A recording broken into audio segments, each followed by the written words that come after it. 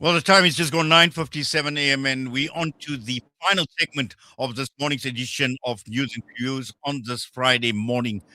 And the whole question surrounding xenophobia and arrests that are resulting Please do from that one change and xenophobia. send Last it to me. week, we saw what had happened at the masjid in Pietermaritzburg.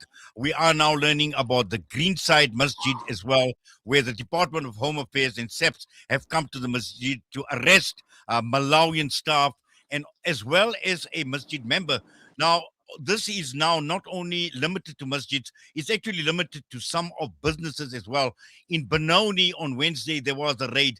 A number of businesses were raided, particularly owned by Muslims. And I'd like to reinforce that these are businesses that have been owned by Muslims, where they've come in, they've arrested staff members, and not only those who are migrants that are working at these businesses, but also members who work. Remember, I'm emphasizing who work for the company and are not owners of the business, taken away by police, being held in police cells at the police station, and also being let out and paying a 5,000 rand fine before they are being let out. How legal is this? And this is the reason why we are talking with none other than attorney Yousha Tayob.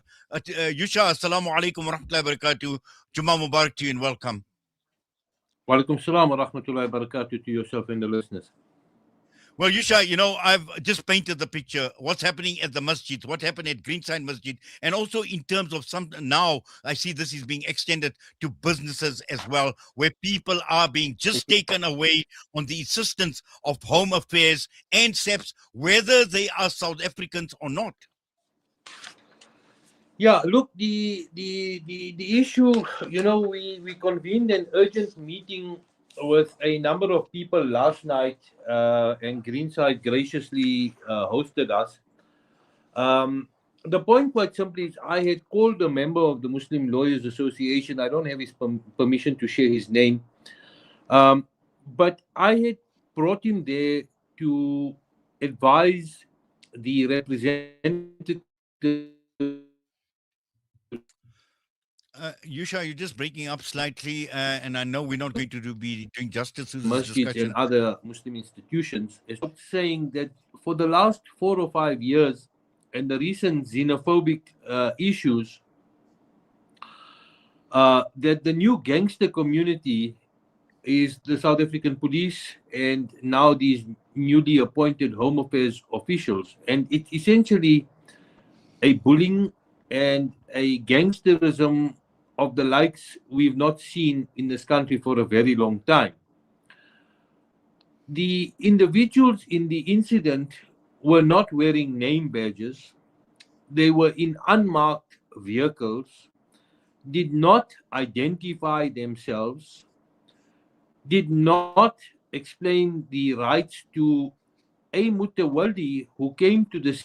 and explained the rights to the Yes, we're going to try and get hold of Yusha on a better line because I think this is extremely important.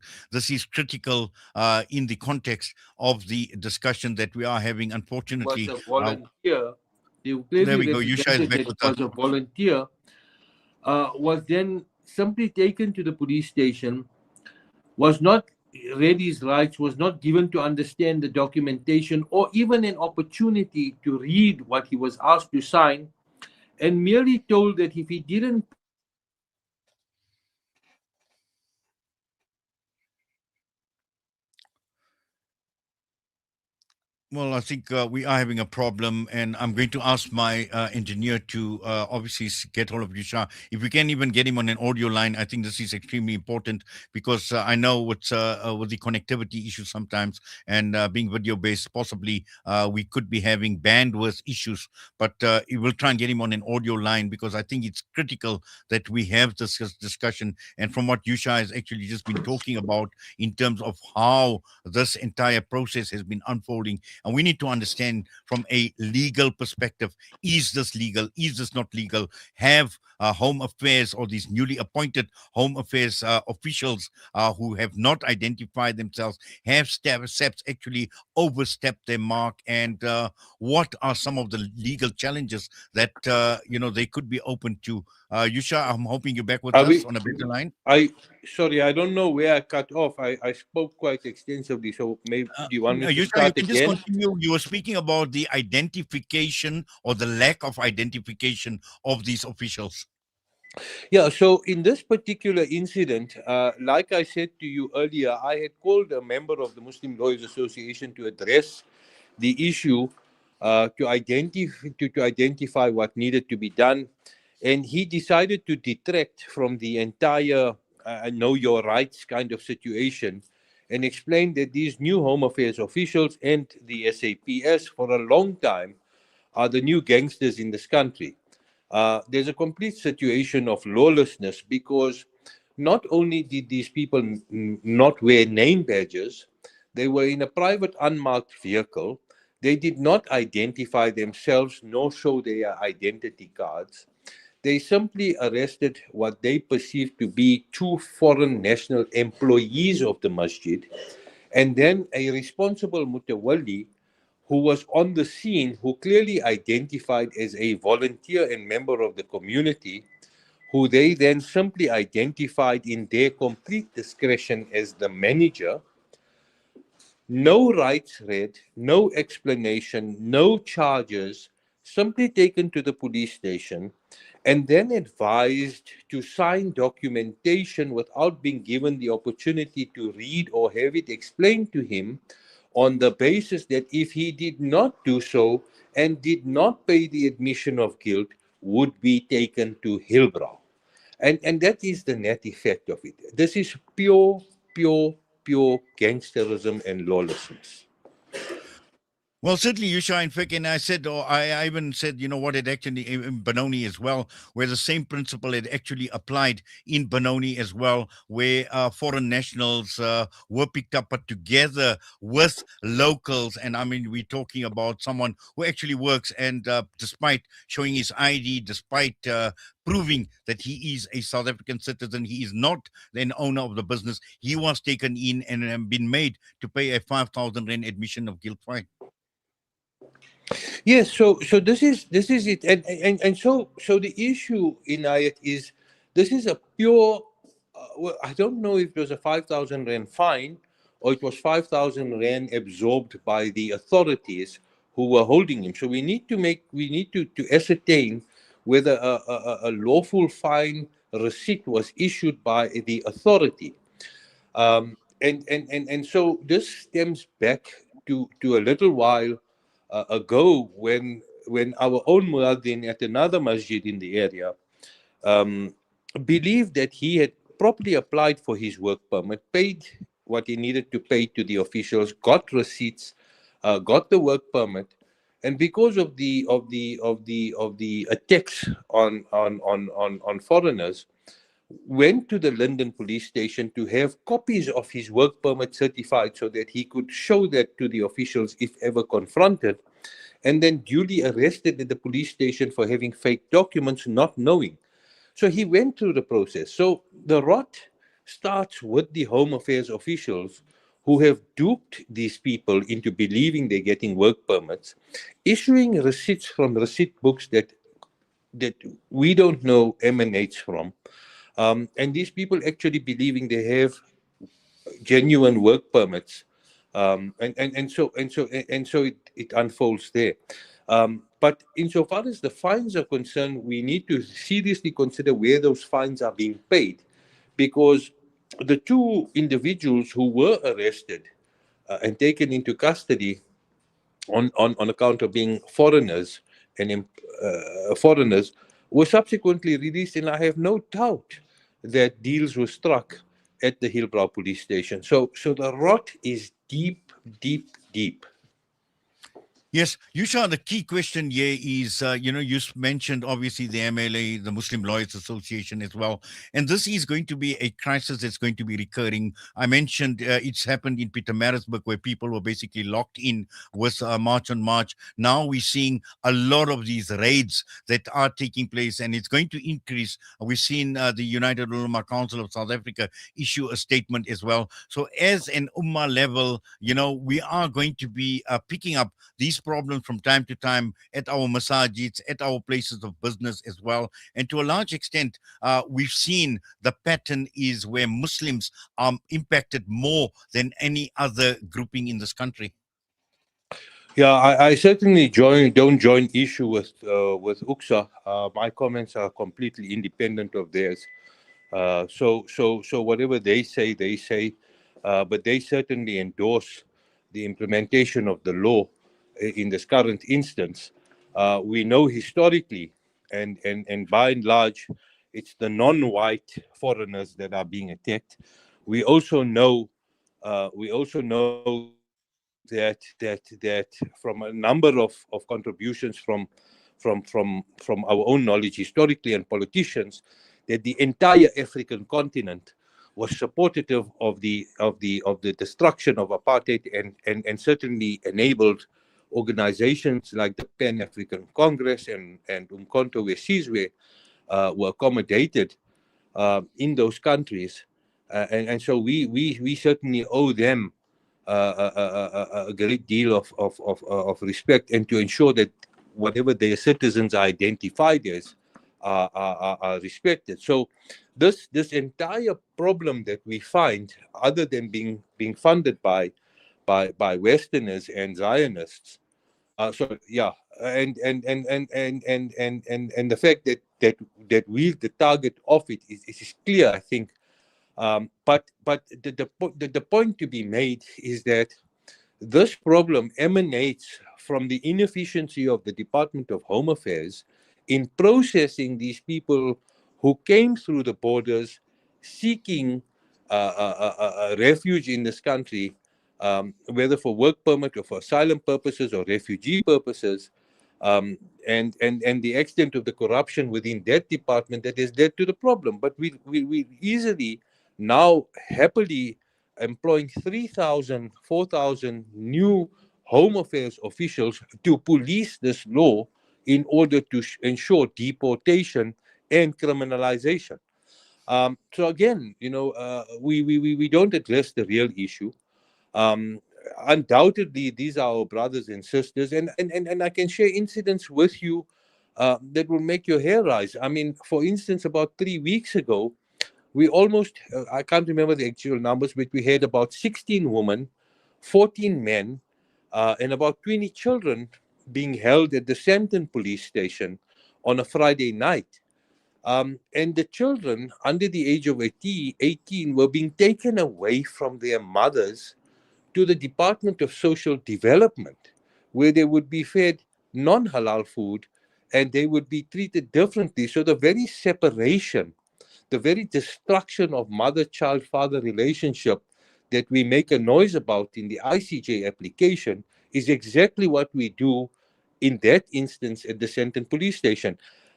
Tonight, you and I have spoken extensively. The double standards is shocking, is absolutely shocking.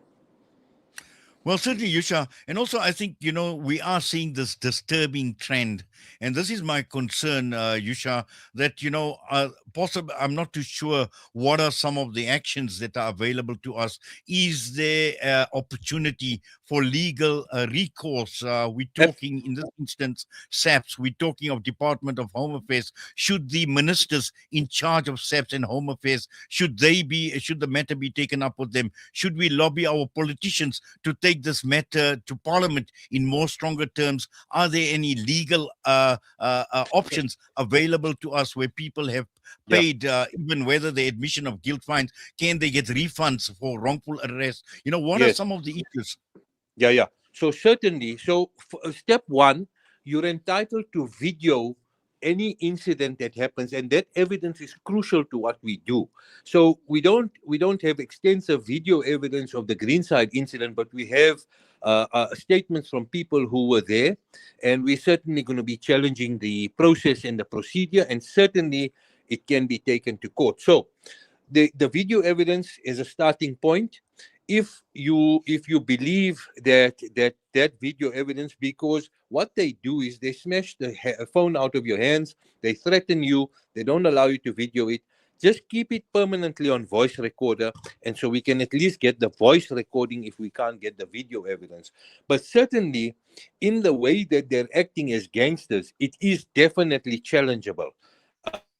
No one that we have interacted with has had a decent interaction with either Home Affairs or the police up to now.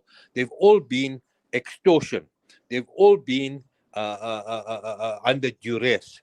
And so, in essence, what we will be doing is we will be addressing a letter to the authorities regarding what transpired at Greenside and other incidents, and requesting a response. And we will certainly, for those who are willing to sign affidavits, definitely be taking it to court in order to challenge this conduct. The difficulty you have, and I'm saying this quite outright, the police are a force and a law unto themselves. They do not give a damn. They do not give a damn. I'm sorry to use that word on live interview, but the extent of the lawlessness we are seeing is just completely beyond us. It just gets worse every year, and this 30 June seems to have ignited a hatred that we've not seen before. Yes, Yousha, and I suppose we're on the one hand we've got legal action, and as I mentioned, obviously in terms of as society, as civil society as well, in terms of lobbying politicians, in terms of taking this matter directly up with government as well. And I think it's about time that civil society we put our heads together as an ummah as well in terms of how do we actually approach this, in terms of putting pressure on the government and the officials. Yeah, look, I don't know that governments ever responded to the call of the people. You can certainly try. I'm not going to stop you in that process. But as Muslims, we need to stand our ground now. We need to fight back. We now know that the persecution is real. They see us as a minority. To some extent, we've brought this onto ourselves. I don't want to share why, but we can do that at some other time. But the bribe is now the way to go, and all it is dependent on is in the discretion of the authority in front of you as to how much he needs. But that certainly can be taken on, and hopefully, I mean, even though we seeing allegations against magistrates and judges, hopefully the system will give us some recourse. And yeah, hopefully the system will give us some. I don't hold much hope. Unfortunately, I'm still in the lawfare game, so that's what I'll do for now. But essentially, we're hoping that there will be some recourse through the courts. I doubt very much that any political lobbying is going to assist, because I've just never seen this government or any government, other government for that matter, take the interests of the people to heart or implement at all. Well, Yusha, Jazakallah khairan so much for that. And also on that note, we thank you for your time. I'm sure we will be kept updated in terms of the developments as and when they unfold. But for now, have yourself a wonderful Jummah as well. And we do appreciate you taking time out.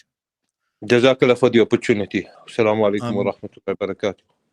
Wa alaikum salam wa rahmatullahi wa barakatuh. Attorney Yousha Tayob with us. And once again, a major concern, I think, for many of us. It's just a common pattern that is emerging over and over again. And once again, our masajid being targeted in this whole court, in this whole xenophobic, Afrophobic movement that is taking place. And this is something we as a Muslim ummah need to be serious about.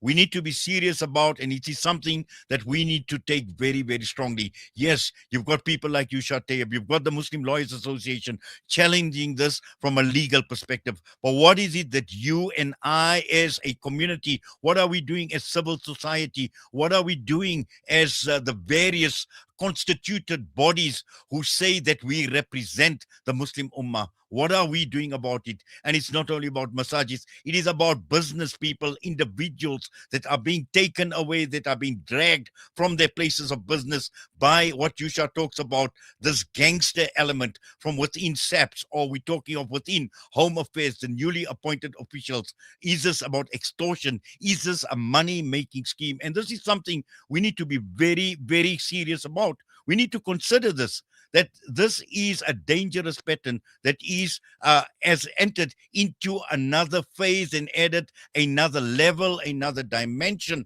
of the Afrophobia and the xenophobia that we see, where we see minority groups going to social media. You will see that the majority of the posts that are directed at minority groups are Muslims, whether it's our relief organizations, whether it's our masajids, whether it's the wealth that the Muslim Ummah owns. So these are issues that we need to talk about, but we need to be strong. We need to fight back. We need to talk about it. And these are issues that need critical, urgent intervention. And with that thought, have yourself a great Jummah. Assalamu alaikum wa rahmatullahi wa barakatuh.